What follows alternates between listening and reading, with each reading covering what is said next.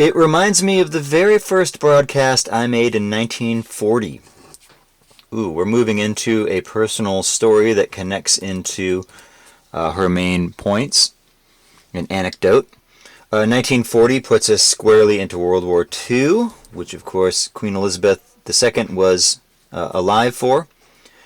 She goes on to say, "We as children spoke from here at Windsor to children who had been evacuated from their homes and sent away for their own safety." So this anecdote, like many, is put in place to make a connection between the situation then and the situation now with people sheltering in place. And also to, again, solidify that empathy that she has with those who are sheltering in place now, including herself. Those whose lives are disrupted in unexpected ways. Of course, that's a bit ironic because it's different to be sheltering in place in Buckingham Palace, but there we are.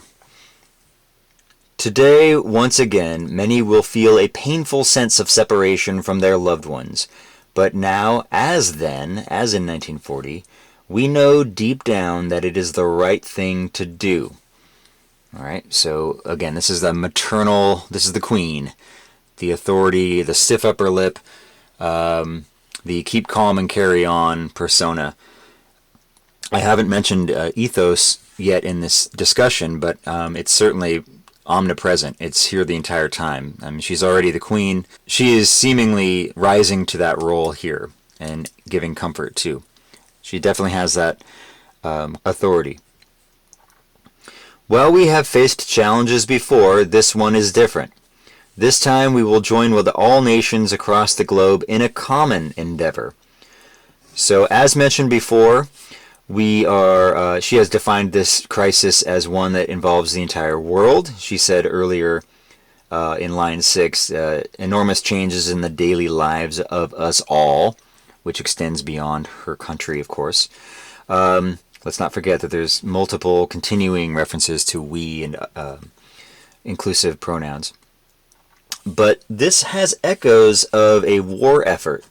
So again, as an allusion to World War II and the speech that brings that to mind that she gave back in 1940, the idea of everybody working together for a common cause has strong echoes with what we know from history as the time during World War II.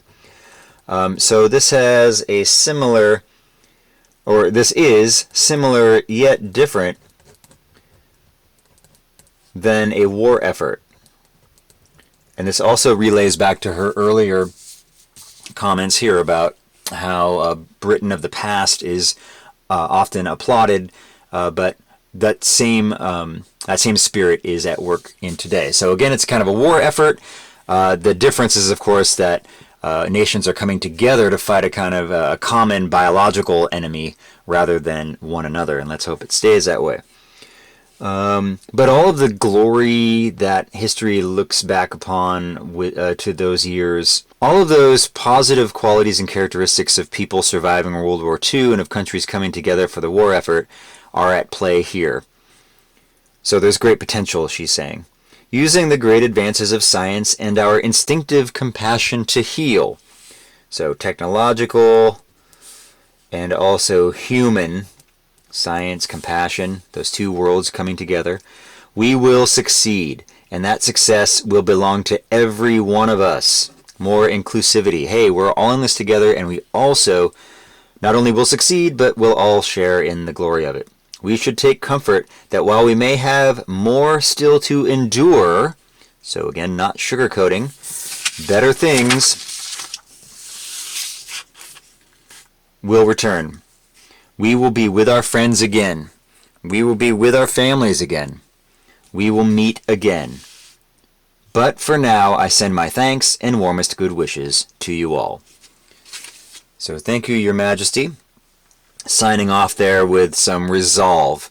This is what's going to happen, and it's going to be the outcome that we are all working hard to do in our various ways. That will cover it for this guided annotation of the Queen's speech, and look for some more material about thesis statements and drafting up the essay. Cheerio!